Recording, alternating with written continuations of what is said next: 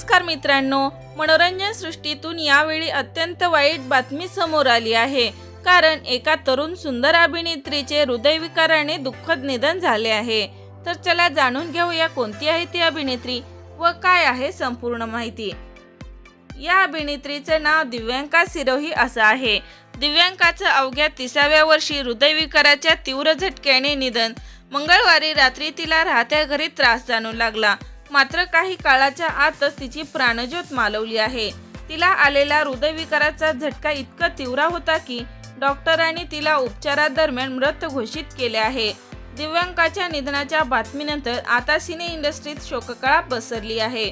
दिव्यांका केवळ मनोरंजन विश्वात कार्यरत नव्हती, तर तिने उच्च शिक्षण घेतले होते। मेरठमधून तिने BCA शिक्षण पूर्ण केले होते।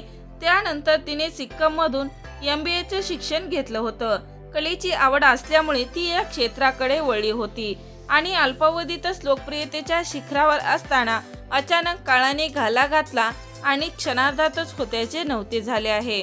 तर मित्रांनो, आपल्या चॅनलकडून दिव्यांगा हिला भावपूर्ण श्रद्धांजली।